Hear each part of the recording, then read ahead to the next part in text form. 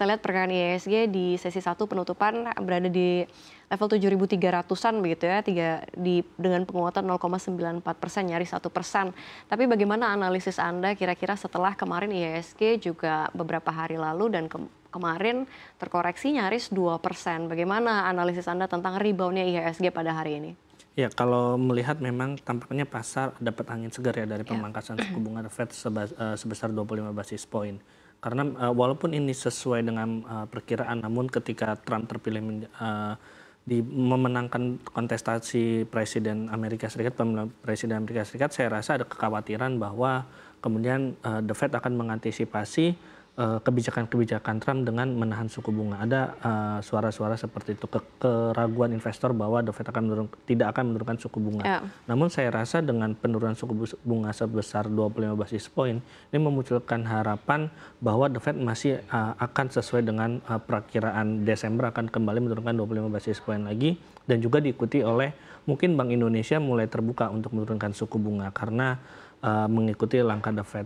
Dan juga saya rasa poin dari rilis The Fed semalam, pidato Powell, adalah ketika Powell menegaskan bahwa Powell bahkan ketika kita tahu hubungan Trump dengan Powell sempat memanas di tahun 2018, namun Powell mengatakan bahwa dia tidak akan mundur walaupun disuruh mundur oleh Trump. Saya rasa ini tetap menjaga strategi The Fed yang saat ini sudah berjalan dan diperkirakan oleh para pelaku pasar adalah mulai strateginya ke depan sampai 2025 adalah mulai memangkas suku bunga. Mengingat saya rasa ini juga didukung oleh data-data ekonomi Amerika Serikat, bagaimana supaya bisa terakselerasi lagi untuk pertumbuhan ekonomi Amerika Serikat. Jadi rebound-nya IHSG ini memang didominasi oleh faktor eksternal atau seperti apa? Dan kalau misalkan kita lihat kan memang tidak sesemangat sebelumnya begitu ya untuk pemangkasan suku bunga dari The Fed dan 25 basis point. Artinya meskipun dipotongnya sedikit begitu dan di bulan berikutnya kemungkinan juga akan dipotong, ini juga masih membuat cerca harapan dari para pelaku pasar begitu ya Mas Robertus? Iya, saya rasa seperti itu. Sebenarnya 25 basis point ini sudah menjadi perkiraan atau sudah kalau kita baca pivot bulan lalu memang sebesar 25 basis point di bulan November, dan pertemuan Desember akan terjadi pemangkasan lagi 25 basis point dan kemudian diteruskan sampai 2025. Saya rasa ini sudah on track, sudah sesuai harapan, sehingga memang IHSG investor kemudian meresponnya dengan positif.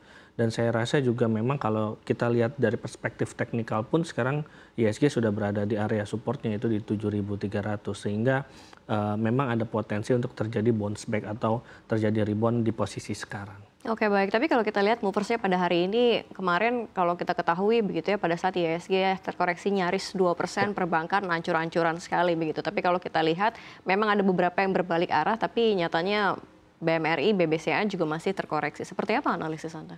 Ya, saya rasa memang kalau kita melihat untuk saat ini dengan kondisi saat ini sebenarnya harganya sudah relatif cukup murah ya. Tinggal bagaimana momentum. Kalau melihat sampai sejauh ini penurunan yang terjadi tidak diikuti oleh volume yang besar. Artinya tekanan jual itu sudah mulai terbatas. Ketika tekanan jual sudah mulai terbatas, sebenarnya ini menjadi satu peluang untuk kita mengambil momentum untuk rebound. Oke, jadi indikasi penyebabnya apa untuk saham-saham perbankan yang memang kalau kita katakan BCA juga masih terkoreksi begitu, belum berbalik arah? Ya, saya rasa memang masih terpengaruh oleh sentimen buruk sebelumnya ya. Namun saya rasa kalau melihat pergerakan pada sesi 1 ini, keempat saham bank ini sebenarnya sudah mencapai di zona hijau. Hanya saja memang masih ada sedikit tekanan jual hingga membuat masih terjadi pelemahan. Namun saya rasa tidak terlalu besar ya untuk BMRI dan BCA, itu masih di bawah 0,5%. BNI walaupun 0,7%, tapi sebenarnya di sesi 1 di awal perdagangan bahkan sudah rebound juga. Saya rasa volatilitas yang terjadi ini mungkin akan segera berakhir karena ada peluang mungkin di pekan depan akan terjadi rebound dari emiten-emiten perbankan big caps. Oke, kita ketahui banyak sentimen sekali di dalam negeri akan dibentuknya Danantara, dan juga kalau kita lihat banyak sekali pemerintah melakukan memberikan banyak insentif begitu ya untuk menghapus utang UMKM. Kira-kira mana nih yang lebih diserap oleh emiten-emiten perbankan begitu ya melihat dua sentimen ini? Ya, sebenarnya dua sentimen ini tidak terlalu berpengaruh langsung terhadap semua emiten. Mungkin lebih kaitannya kalau UMKM mungkin lebih ke BRI karena memang mereka fokus atau memiliki portfolio kredit UMKM lebih besar.